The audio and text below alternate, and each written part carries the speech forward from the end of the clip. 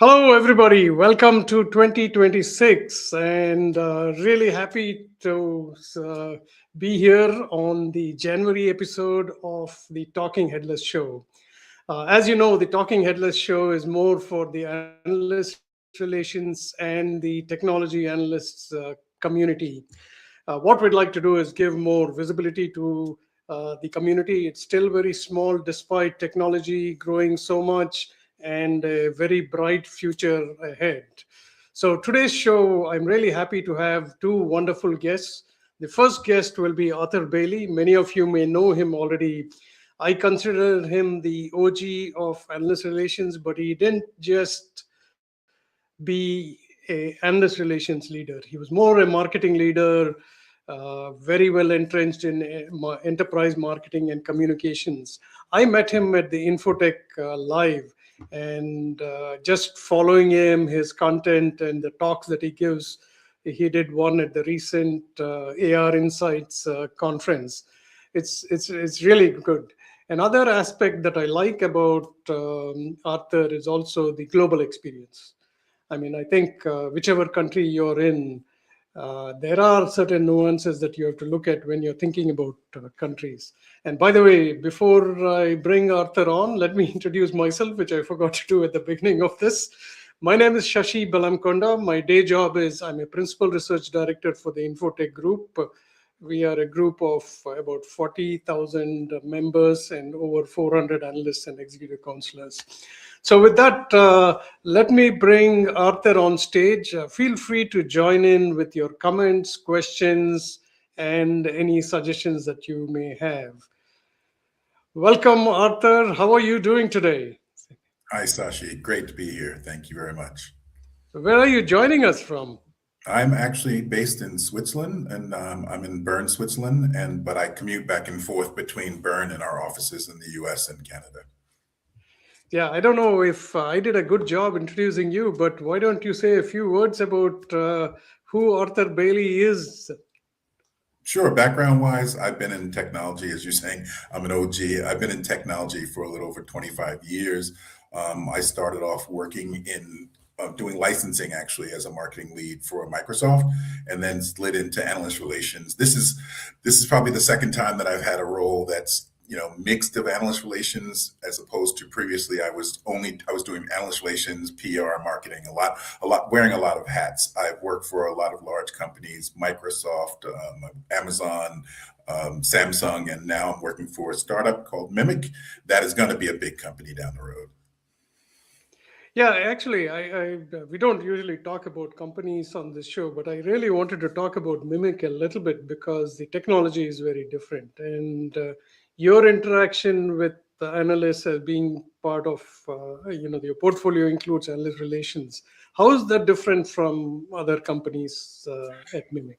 Well, I think what's really unique and what's different for me in this role, particularly in the analyst relations part, is it's less about chasing, as we say, chasing the dot. It's less about positioning ourselves in reports. It's more about positioning ourselves from how is the world of technology changing, specifically in the AI space. It's if you can take an example of when people talk about quantum and where quantum is going. Talking about qubits is not of interest to an end customer. Talking about what it can do for me in the end is what they want to hear about. And so Mimic is very much about how we can help customers understand what the underlying technology and the architecture can do in terms of multiple platforms. I give example where nowadays most solutions are built client server. And so if you're an app developer, everything you do goes to the cloud. And as a result of that, every time you grow and grow your customers, so does your cloud bill. And there's opportunities to re-architect your infrastructure and re-architect your designs so that some things go to the cloud, but not everything goes to the cloud. And I can actually save money and be more efficient. Yeah, that's very nice. Now, coming back to where you're today, how has your journey been, like from like those days in Microsoft to how did you get into analyst relations the first time? Sure. So the unique thing is my company, I've been with startups for a while, and then only stuck to big names and brands. So it's interesting to make the transition back to a startup and have to explain what the company does. But I was working for a Danish ERP company that actually got acquired by Microsoft back in 2002. And why all my teammates who were in marketing decided, oh, I want to go work for Windows, I want to go work for Office.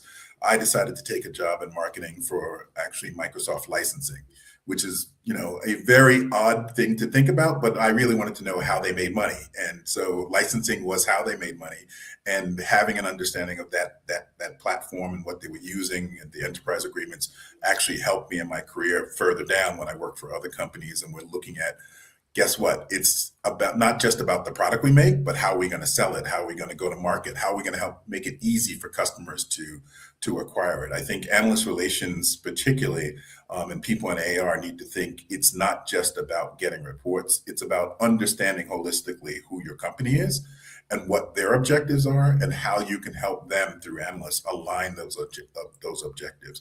Everything, it's not just about the product capabilities, but it's about the go-to-market.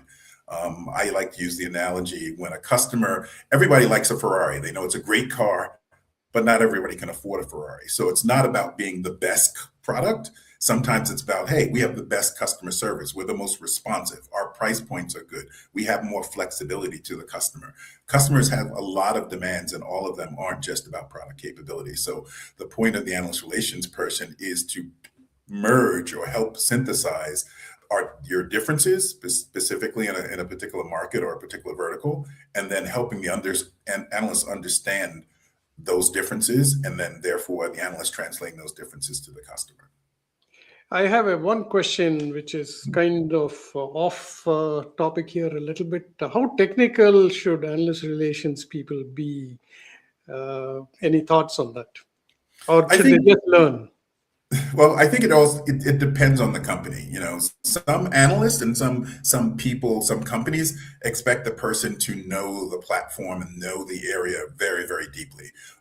Security is a perfect example. I think it depends on what the analyst relations person's job is and who he's reporting to. Analyst relations, unlike other jobs inside of a corporate world, finance is finance. That's it, right? Product development is product development. Analyst relations can sit in many areas. It can sit in marketing. It can sit in PR. It can sit in product development. It can sit in product management. So part of the analyst relations role is where do you sit, and then how what you do translates into the business need. I may not understand all the capabilities of my technology, but I understand how my company needs to go to market. I understand how my company wants to be understood from a narrative perspective, and helping articulate that to the analysts is a critical point. You can bring in executives who have much deeper knowledge and PhDs to talk about the technology.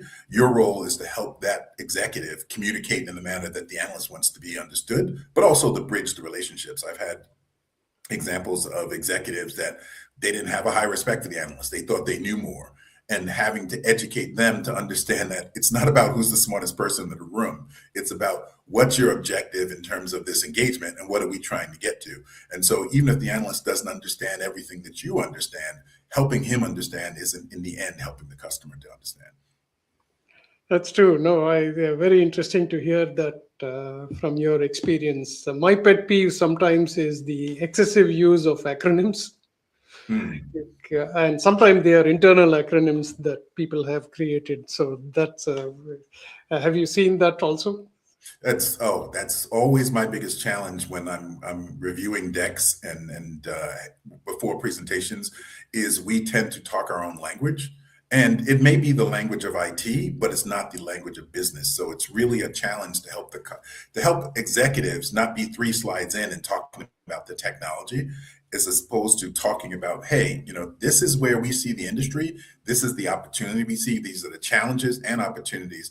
Let's talk about what business problem we solve and then go into the technology. It's probably very challenging for an AR person when they're presenting to an analyst, and depends on where the analyst is from and who the analyst is, to get the executive to not just deep dive into the technologies and all the bells and whistles that it has. That's true. No, I think it's a good point for everybody who's listening, and feel free to put your questions and comments in the box. We can actually show them on stage too. One of the things, Arthur, that I asked Anushka Khanna in the December episode, she moved from the UK to the US.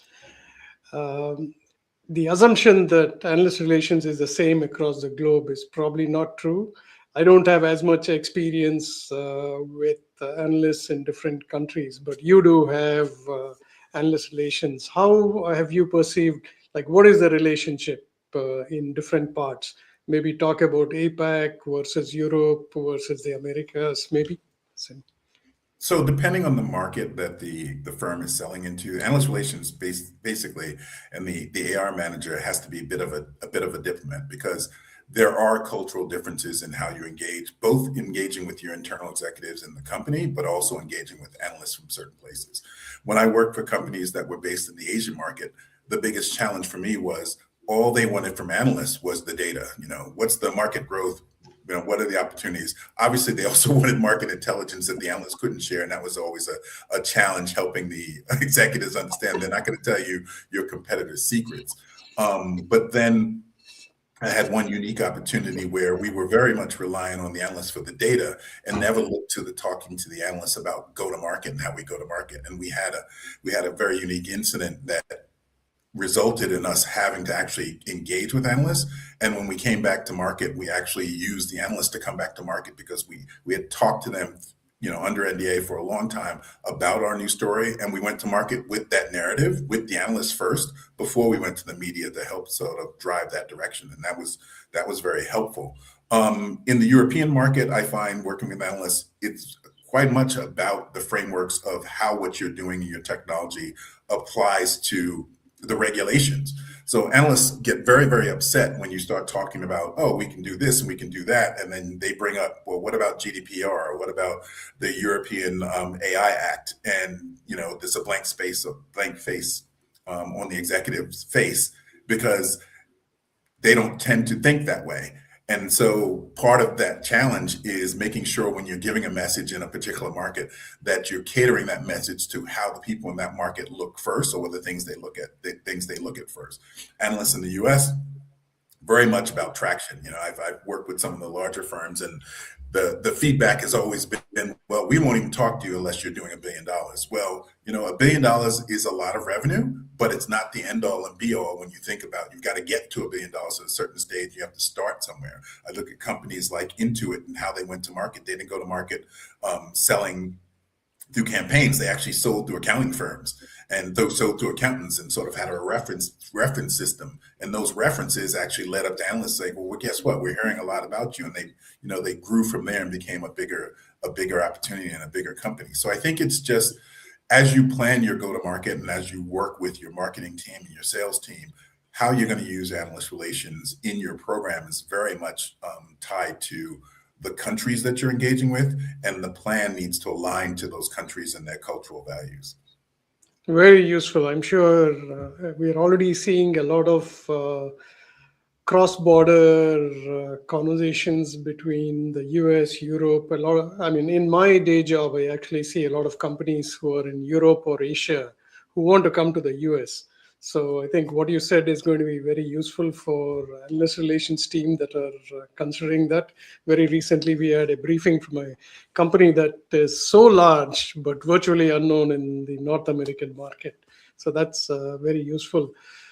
Thinking about your time and thinking about today, if somebody wanted to get into analyst relations, what's your advice to them today? I think analyst relations is a very unique sort of area to be in from a career perspective because there's no direct path. There's no, oh, go get a degree here or get a certification there. There are certification programs, and quite a few AR Insights and other firms, Knowledge Capital, other firms all have those training courses. But that doesn't mean, hey, you can do the job. It's sort of like going to a training course to be a football player and then actually being in a game and taking your first hit and saying, whoa, this is not what I expected it to be. I say if you're going to start off, if you're not just applying for an analyst relations job, but you're interested in the field, probably the easiest thing is how you can, depending on your role, how you can align what you're doing to what the AR team is doing. If you're a marketing person, okay, how can I work with AR to vet my campaigns? A lot of people tend to go to market without ever vetting their campaigns. Like, well, we think we know, we've done some insight reporting, and we've done some studies with customers, but we haven't actually talked to analysts who actually understand how customers buy, and maybe our go-to-market strategy and how how we're selling is not going to work for this market. So marketing, that's one way. I think if you're in sales, you should be engaging with analyst relations, and particularly in terms of how can you help me close deals? And do you have research? My last job when I was working at AWS, we had a total dedicated program for influencers, and by influencers in terms of influencing sales. So we were literally tracking the numbers of how many deals we had engaged with and whether or not those deals closed, and whether or not those deals closed faster, or those deals close in a better position as a result of either bringing in content, bringing in analyst insights. Just there's many different ways, I think, of coming into analyst relations. I think the probably the biggest challenge for most people is it is about relations. And so being able to be social, I mean, you can be very practical, you can be very down to earth and to the point and great at program management, but if you can't engage with people, it's a very hard career to be in, because it is very much about engagement, and it's very much about how you communicate with people. I've had analysts that I've worked with for years that didn't necessarily have nice things to say about me, and when I say me, but personally my company, and they weren't thankful of that, what that company was doing. And then my career changed. I'm now with somebody else, but because we had a good relationship, they were much more open to talking to me and to listening to what my company had to say, as opposed to not having a relationship, not just, always just preaching to them and not listening to them. Well, I think you brought up a very important thing about it's a people business, and building relationship irrespective of what opinions they have about the product or the company. Like, even in this short time, I mean, I've been in this arena for 3 years, and people keep calling me out and saying, you can't say you're new or it's short. 3 years is a long time. But I've found people like immensely welcoming, as far as you exchange thoughts about. We went on a road trip with my son, and so many of the analysts who I knew actually gave me tips on where to stop and what to see during this cross country trip. So I think there is a lot of personal relationship. I also find, like, sometimes you just have to talk to people without an agenda, just to keep that relationship going. That's really good. One thing, when you brought up the sales aspect of it, I'm finding a lot of analyst relations professionals find it very difficult to bring in sales into the conversation, because sometimes it's entirely either product or marketing, and sales doesn't know, like, hey, how can this analyst relationships help me? Any comment on that, Drew? How did you succeed? So it's and this is where the internal relationship starts. It's about making actually pitches to the sales team. I mean, and you may start with a particular sales leader, or you may actually start with a salesperson. It's like I can help you do these things. You have to put a stake in the ground. You have to say, working with me is going to enable you to do this. We did monthly webinars with both the sales team, but also with sales leaders, in terms of, hey, here's the latest insights from these analysts about this particular topic. Sovereignty is a big area of interest, particularly in Europe, and what analysts were hearing from customers about sovereignty, and that was getting the sales team's insights and helping the sales teams from a messaging perspective. A lot of it is about how you talk to the customer and what you talk to the customer about. And so helping the sales teams understand how analyst relations can help them with their narrative and help them with their messaging, but then also how the research that the analysts have and some of the insights that the analysts have written down can help them with their closing those deals. Because sometimes it's as much as sending them a link to a webinar that explains why this is the way to go, and analysts won't necessarily endorse your product, but their insights can be favorable towards your product and help you from a messaging perspective. And then obviously on the marketing side, a lot of people don't utilize this, but a lot of analyst firms allow you to use their research with your marketing. They'll say, hey, I will let you wrap your marketing around a specific research piece, or we'll do a podcast with you talking about technology. The analyst is not going to endorse your technology, but obviously it's your podcast. And so your brand is associated with that conversation. So part of it is helping the sales team and helping the marketing team understand analysts are talking to customers, and the more visibility that you have with those analysts in your firm, the better position you can be in as a company. Excellent points. I'm sure it's almost like a one-on-one on analyst relations plus some kind of validation for some of our more experienced professionals. Another question that keeps coming up is many of the analyst relations professionals, sometimes they have large teams, sometimes they go in, particularly in startups, as a single person managing analyst relations. At this stage, I think prioritization is very tough. And sometimes you can't bring the same analysts over who you had a good relationship. You have to keep building it. Anything from your own experience where you've said, like, is it time management? Is it relationship management? What works when you move from a larger team, managing a larger team, to being an individual contributor in a way? Sure. So, like you say, I'm an OG in this space. I've been on analyst relations teams that are as large as 100, which is probably the largest in the industry, to, I'm the only person, a single person. I think the first start is, what do we want from the firms we engage with? And some people, they sort of shotgun their approach to analyst relations. I have to talk to everybody, and talking to everybody is not necessarily advantageous for you if you're a single shop versus talking to the ones who have the most influence on the accounts that you're actually going after. So I think, for example, I can be talking to an analyst in the Asian market, but if I don't sell in the Asian market, his endorsement doesn't do anything for me because I don't have clients there.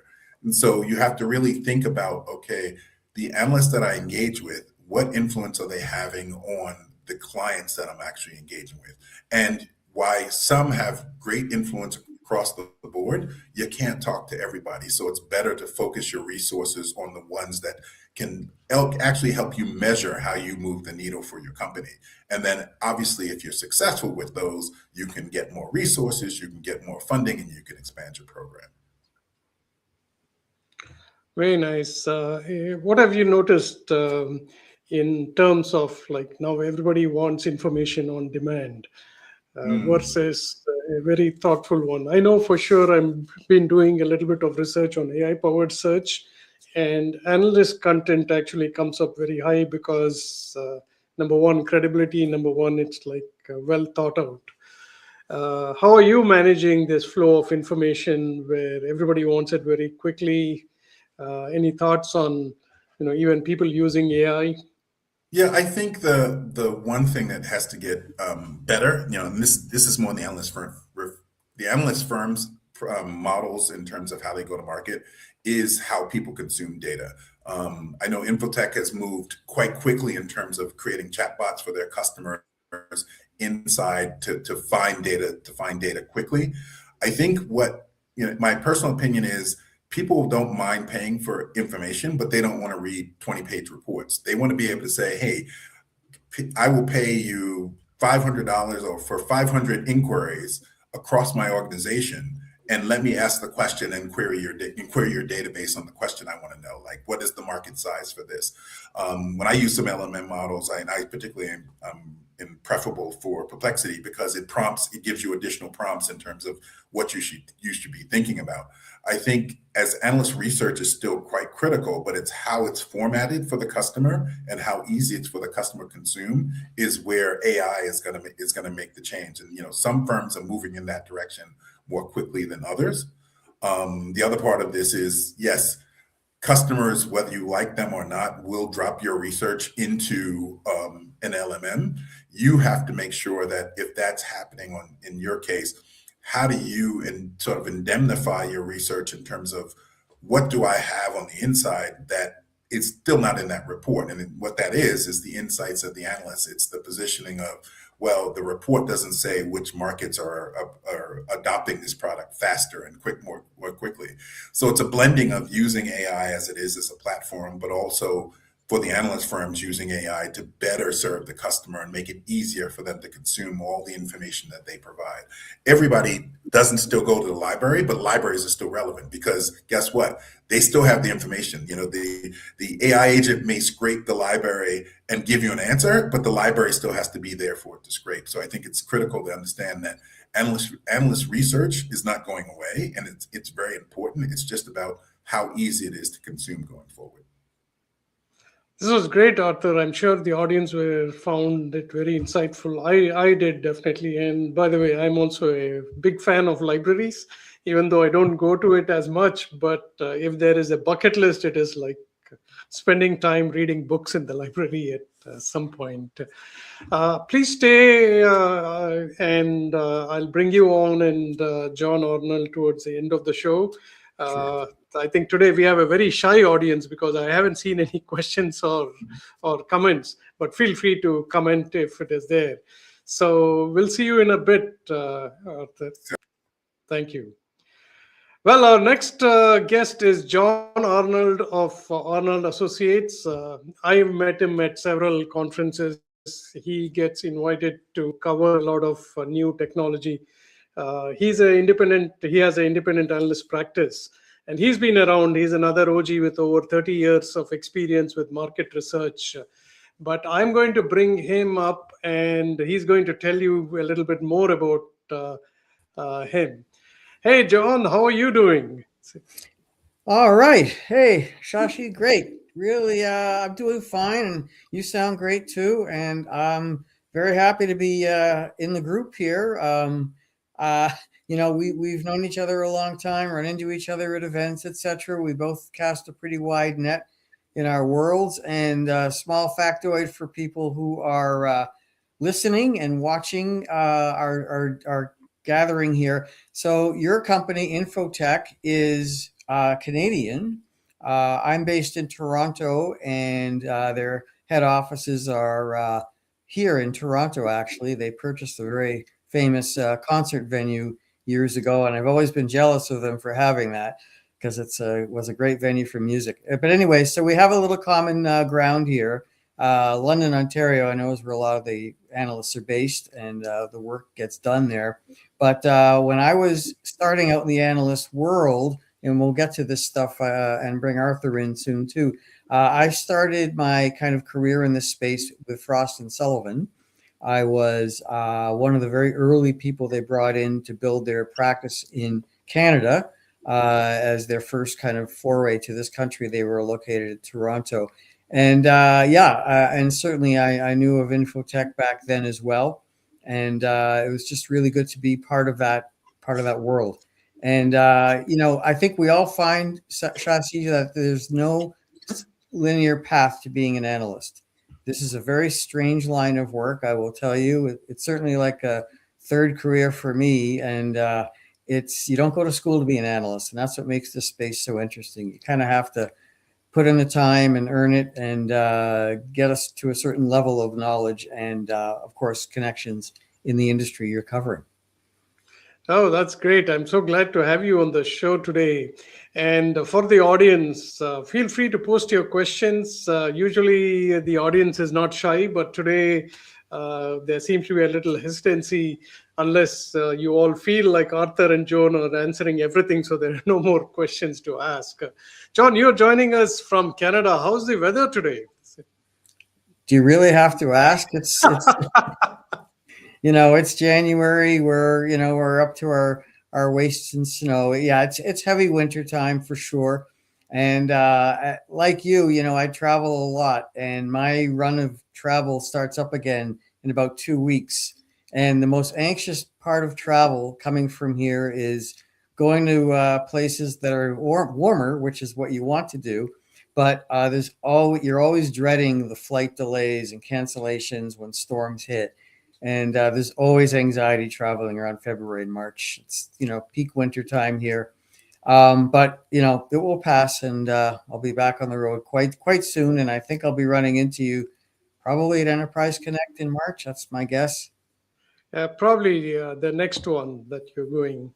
Uh, so tell us a little bit about Arnold Associates, your journey to being an analyst, and what are you covering now? What kind of companies? And then we'll talk a little bit more about your experience and advice. Sure. So yeah, I really enjoyed hearing Arthur's backstory and what Mimic is up to and his role. Very familiar. Everything he was saying, I could echo a lot of that as well.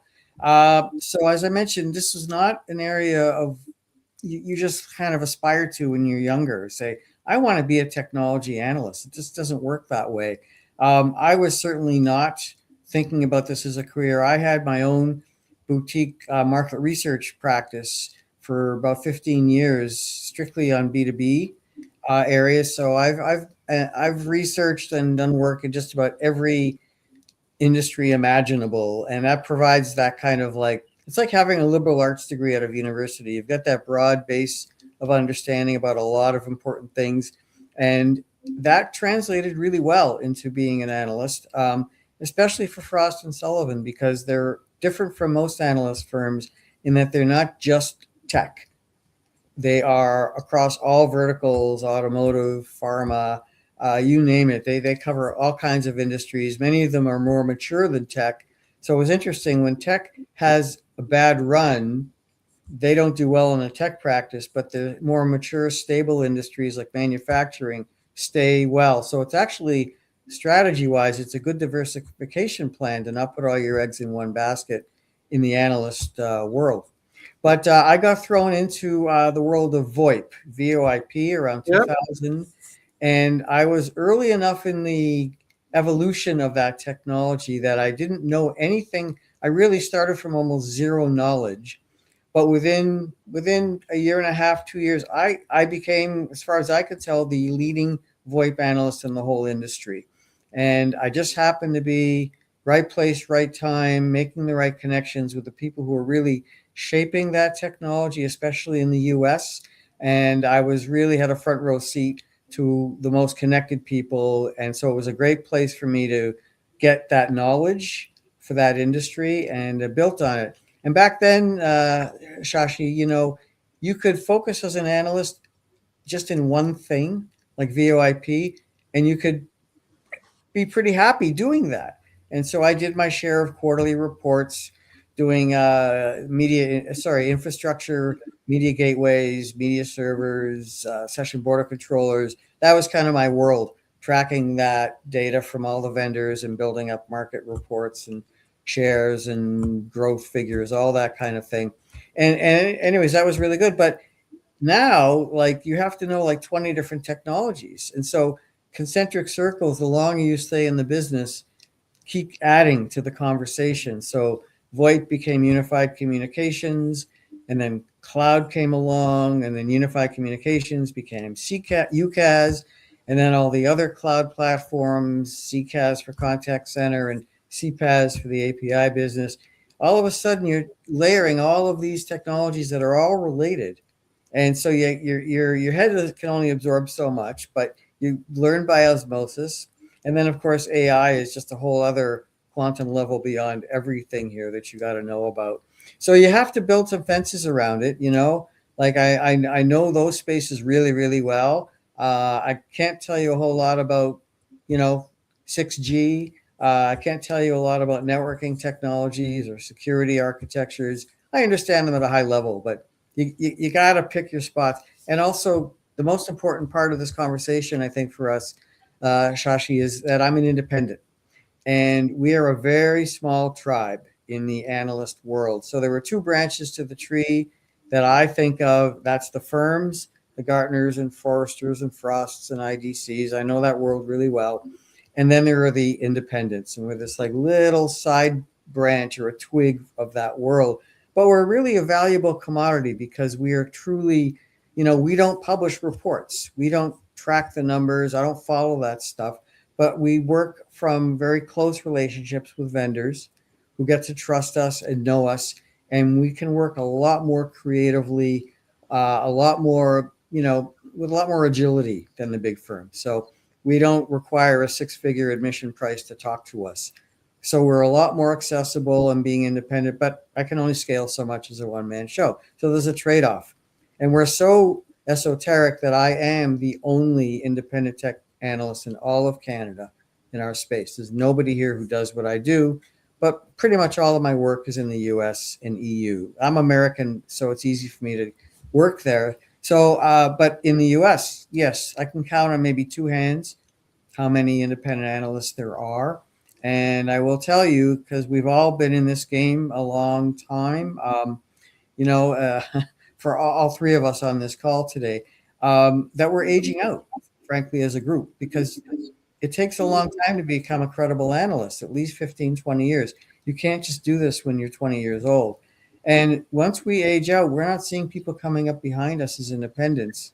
And I put that out to the vendors that I do work for, because when we exit, they won't have much choice but to work with the big analyst firms. And that's going to be a loss. You talk about libraries earlier, the conversation. Well, if they go away, then what replaces that?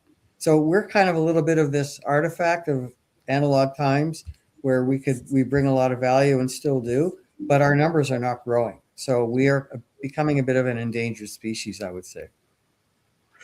Very interesting. It's going to lead to me to ask you a subsequent question, but your VoIP comment, actually, now I realize we have a common friend, Jeff Pulver. Now I know why. Right? Thank you. That is. I've known him for at least 2 decades, I think. Mm-hmm.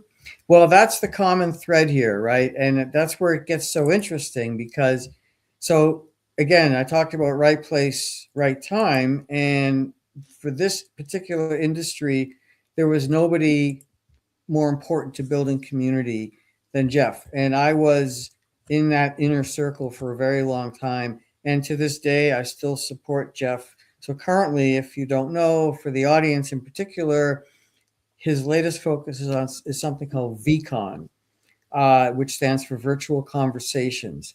And this, he believes, and the circle driving this for the innovation is kind of like a next level value piece that basically leverages the best of AI, the best of network technologies, and makes kind of the data that's inside organizations much more accessible and trustworthy, regardless of the format it comes in: text, voice, video.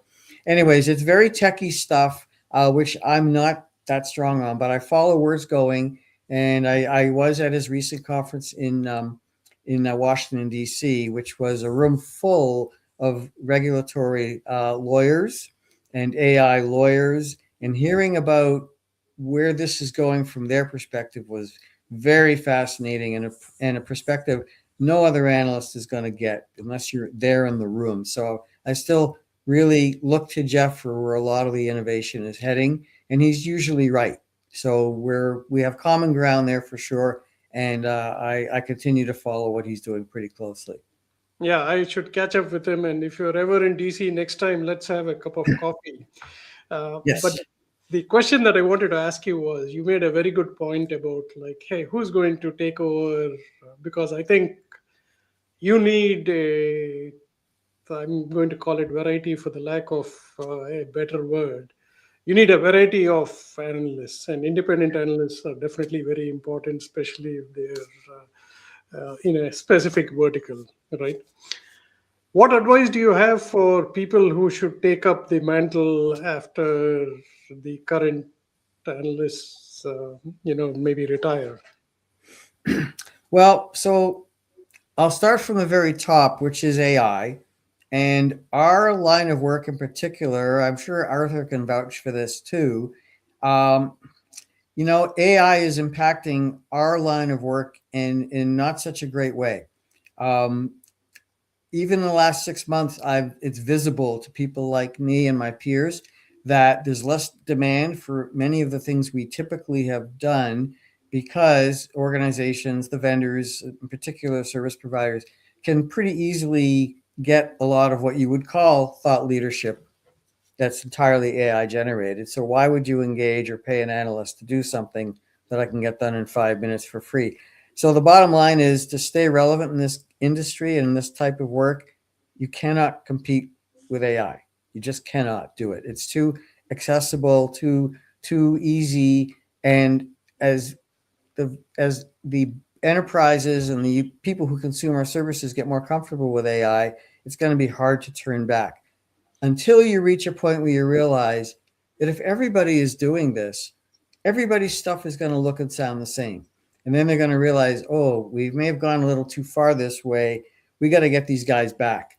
So people like me who are lifelong writers and communicators, we will stay relevant because we have a distinct, style and way of communicating that AI can't beat yet. So that's the good news, that if you can stay on that edge, you'll be okay, at least for now.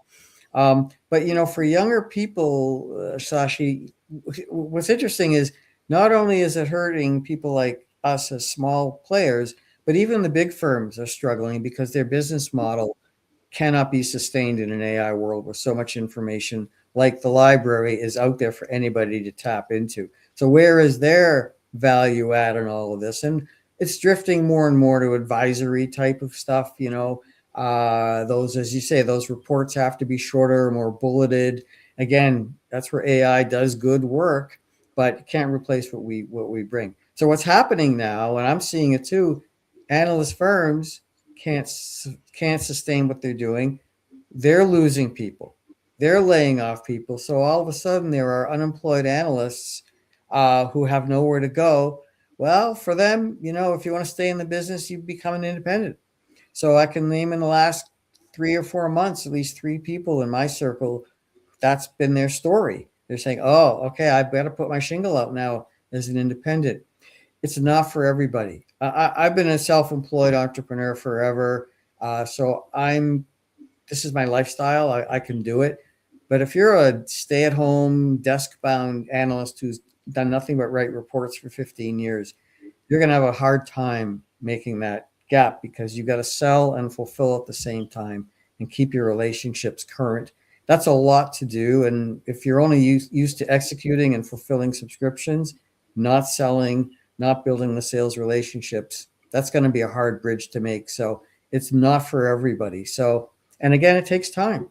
You can't just be 2 years into the business and all of a sudden be an independent because you don't have the pedigree yet that's credible enough for people to hire you to do paid work. That's true. No, thank you for sharing that.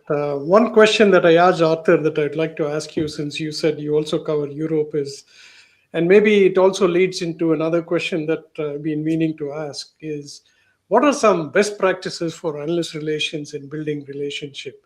Is it the same in the US versus Europe, or should it be different?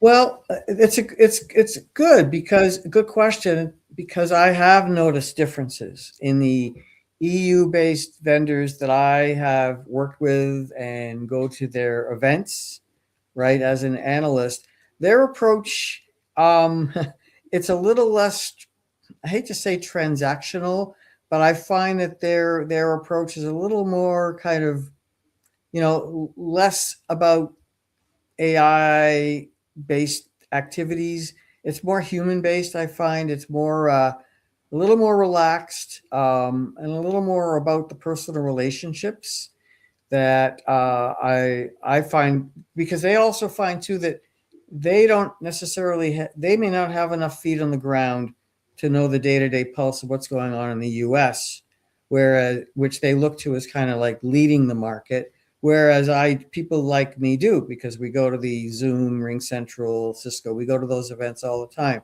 So we're kind of a bit of a window for them on that. So it's a bit of a kind of a gut test for them to say if we're really on the mark or not. Arthur mentioned earlier, in the EU, like, the Digital AI Act, for example, they're a little more traditional in the way they approach these things. They're walking more than running to AI.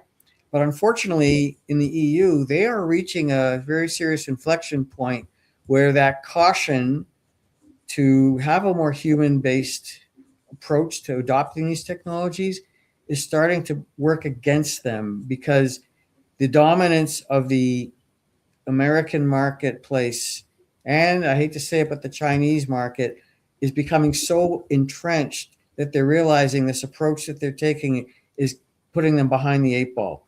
And, that classic kind of dynamic between innovation and regulation, the EU market is coming to realize that this may put them at a permanent disadvantage. So some of them are now starting to realize we've got to play more aggressively. We've got to be a little less risk averse and focus more on the innovation and deal with regulatory and all those issues maybe a little bit later, or take a more relaxed stance. It's a difficult spot to be in, because I happen to favor their approach than the U.S. kind of. And as I said, when I was at Jeff's event in Washington, D.C., that's a real lament amongst the legal community that the current administration is hands off, very, not regulatory minded at all, and innovation, go fast, break things. That mentality that Silicon Valley has exported to the world, for better or worse. There doesn't seem to be any barriers or guardrails set to enforce that and put a stop. And the legal community really struggles with this because it makes it very hard for them to do good work. Yeah, I mean, this is slightly off topic, but an observation that I saw was a lawyer actually saying my workload has increased because now everybody who's asking me questions goes to an LLM and starts giving me more work. But I mean, how do you trust AI when you're making serious decisions? I mean, I'm not just talking healthcare where it's life or death stuff, but business decisions. And when that backfires, because AI is not really capable of doing these things that humans can, I don't know where you draw the line in terms of, liability. The risk factors become so complicated. If anything, for young people, I don't think analyst work is that promising of a future. I think getting into digital law and AI law, there's a lot bigger set of problems that need to be solved there. Anyways, but that's for another day. No, I'm glad to hear it. My son actually is thinking about law. He is currently a sophomore in New York at Stony Brook. So I'll give him that piece of advice too. John, since you've been in this arena for a very long time, tell us about some good examples and bad examples of how analyst relations should build relationships with analysts. What will work the best and what to avoid? Well, sure. So it goes both ways. I mean, they have to engage with us, and we have to get their attention. And as an independent, our value to the analyst relations, kind of universe is very limited compared to the firms. Like, increasingly, especially the bigger publicly traded vendors and service providers are putting more and more of their eggs in the baskets of the Gartners and Forresters, because, Arthur talked earlier about impact. What matters to them are the things that, affect share price. And what they need are those third party validations, like the magic quadrants and the waves, et cetera, that they can point to and say, hey, we're upper right, we're doing just fine, we're holding our own. And that ties directly to how the marketplace reacts to these things. So, there's a bit of a Chinese wall between financial analysts and industry analysts. Being an MBA, I mean, I'm one of the few analysts that I know in my world who has a good rapport with a financial analyst, because I know how to read balance sheets and income statements, and I pay attention to those numbers because I understand them. But not everybody does. But there's tricky dynamics to manage there. So my advice is, for best practices, is that I understand why those things are very important. But as we said earlier, you also should carve out some space for independence, because we bring such a unique perspective. Not just because we can be more creative. I'm a creative person, but also because we get exposure to levels of the market that the big firms don't get. So, for example, startups. maybe tier 3 vendors who are kind of on the edge trying to break into some of these tier 1 ecosystems. They're not going to be on the radar of the big firms at all, but they might have some very cool stuff. So much like what Jeff is doing with VCons, that little ecosystem is starting to take shape. And once it becomes, if it becomes an IETF standard VCon, then there's a reality base for this to turn into something. Well, the Gartners of the world are never going to pay any attention to that, but people like me are right in the middle of it. So if you're looking for that canary in the coal mine about what's the next big thing, geez, we're better positioned than anybody to do that, right? So I think that's a heads up for the analyst relations folks who think the only way to go is to support the big analyst firms. But going the other way, for us, it's not always that easy to get on the radar for the firms that we want to be working closely with.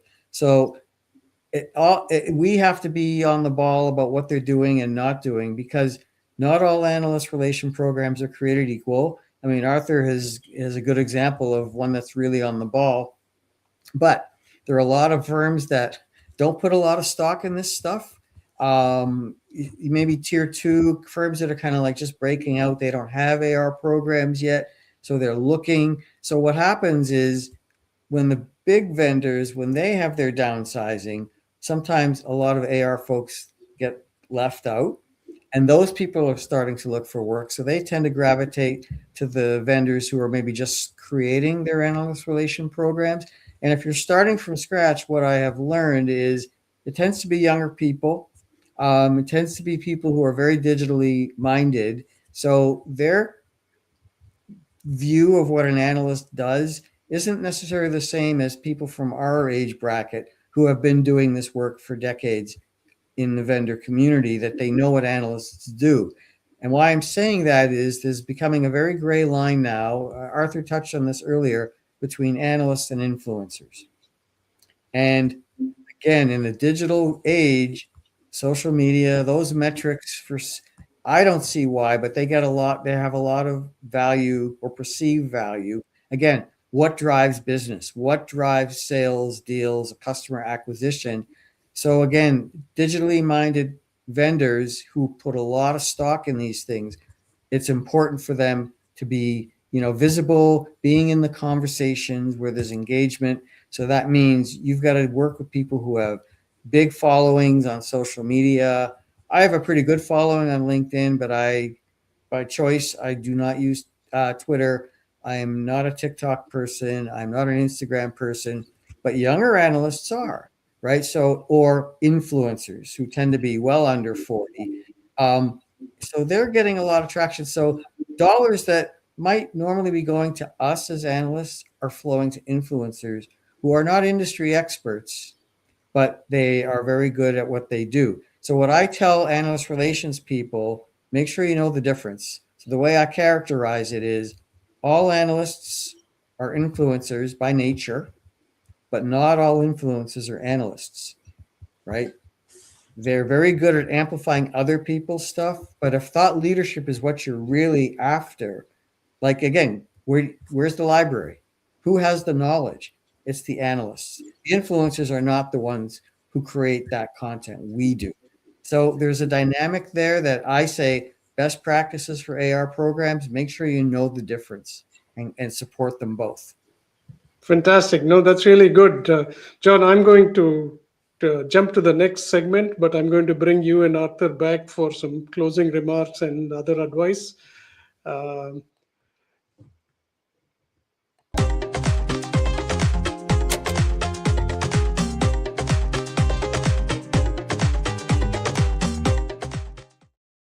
Hi, everyone. What a fantastic discussion between Arthur and John. That was really good. This segment I started just to showcase not very large companies, but some tools that I've been seeing. And this is another new tool called Blockit. It's very well funded. Now, one of the things that it does is also, when you send a Calendly invite, it's always one-sided, meaning you still have to click through and kind of manage the calendars. So Blockit is trying to become an agent where if there are two Blockit users, then you literally don't have to do anything. It's going to prioritize, it's going to understand the context, whether it's me asking John for a catch up coffee chat or I have something really serious that I need his time for. So it also handles the back and forth. There have been other agents that have been trying to do this. I haven't tried this yet because I think if you're in a corporate environment, it'll probably go through a few cycles, so not so early. But it connects to both Google and to Microsoft. Now, one of the things I wanted to see is last month, I had actually talked about Google's new, I think it's called Emma, but it's CC. I've been testing that quite a lot. So if you're thinking about your email, one of the things that it does is it actually keeps giving you some briefing every morning on what is happening in your email. The second tip I want to give you is like with Gemini in Gmail, you can now ask for like, hey, go through all my newsletters and tell me what are the top stories that I should pay attention to. Marketers need to pay attention to that simply because it means that it's no longer open rates. It's going to be AI, whatever new metric that we think of. So thanks everyone. Now I'm going to bring back John and Arthur up on the screen, and we'll have some closing remarks. Have you both met each other? We have not. So pleasure to meet you virtually, John. Yeah, the same here, Arthur. So you're in Switzerland, huh? I am. So I got a little snow today myself. Wow. Okay. That's Great. true. So, I mean, I think both of you like complimented each other in the content that you shared with the audience. But I'm curious to know, like, are there any like closing remarks that you'd like to tell the community on both the analyst and the analyst relations side? I did catch. I mean, I think it's a very important problem, John, that we should have a steady stream of people coming into this career, and I guess it should also be on the analyst relations side. But go ahead, maybe Arthur, you want to comment on that, on what Sure. John said? So the thing I commented on is John's comment about influencers versus analysts. I think, you know, there is the confusion, particularly with the newer AR people, in terms of who I should engage with. I look at influencers in terms of I need my brand recognition. You've never heard of me, and this person has 10 million followers. Yes, I want them to mention my brand. Versus I need a go-to-market strategy. I need a pricing strategy. I need to understand my messaging, where I need somebody who actually has been in this space for a while. So I think that's very, very critical for analyst relations people to understand the difference. And as John said, you're going to have to spend money with both. Yeah. Hope so. Hope so. Yeah. That's the idea. I just to build on that, Arthur, like I've been looking at your company, which I don't know, Mimik. I hope I'm saying it right. Mm-hmm. So yours this is a good example of a company that is very, very technical and focused on very technical problems. As you had said earlier, Arthur, stuff that isn't that easy to understand. And I have found it very difficult to work with companies who are very technical minded. Basically, companies that are founded and built by engineers, they build great technologies, but they tend to be terrible at marketing and outbound communication. Having conversations with non-engineers is not their forte. And that in those kind of companies, if they buy into the AR concept, then they've got to give you the keys to the car, because they are not the ones who can lead that engagement. But you can build that bridge, right, to solve technical problems, but in language that business, decision makers, influencers, et cetera, understand and can relate to. That's the magic, right? And so to me, a really good AR program knows how to build that and kind of keep both sides happy. As you said earlier, we don't have to be technical experts, but we do have to understand it well enough that we can explain it in language that business guys understand. I cannot teach an engineer anything other than how to be a good marketer. But what we really have to get to are the buyers, and how do we make it relatable? And so that's where you are, right in the middle of creating that dialogue. And companies that don't get it, then they don't invest a lot in AR, I think, to their detriment, unless they dominate a market and don't care. But how many companies can say that? That's true. Any closing comments? How should people get in touch with you, and who should get in touch with you? Go ahead, John, and then we'll go to you, Arthur. Oh well, mine's an easy one. So like you Shashi, I mean, I'm all about the vendors and the service providers in the cloud comm space. As I mentioned earlier, UCAS, CCAS, all of them are doing AI. So yes, you see me here on LinkedIn. That's an easy one. I have my website is where I kind of do my selling and LinkedIn is where I do most of my telling. And I have a monthly newsletter and a podcast. So I'm very easy to find just getting on LinkedIn or to my site. And I'm happy to talk to anybody anytime. Oh, always. Very good. Thank you, John. Arthur? And I'm similar. LinkedIn is a great place to connect with me. I also take my brand with me. So just like I was Memphis at Amazon.com, I'm now Memphis at mimik.com. So I engage with AR people directly, but I also engage with companies like who may be watching this and say, Blockit was a perfect example. I listened to you say that. It's like, they would be a perfect client for us. So I'm open to connecting with people however they'd like to. Good. No, thank you both very much. I'm sure the community appreciates all the insights that you've given through this. This show is on the last Wednesday of every month, unless there is a huge calendar conflict. So feel free to suggest names. And John and Arthur, thank you again for being on the show, and looking forward to talking more. Thanks. Thank you. All right. Thanks, everybody. Have a good evening.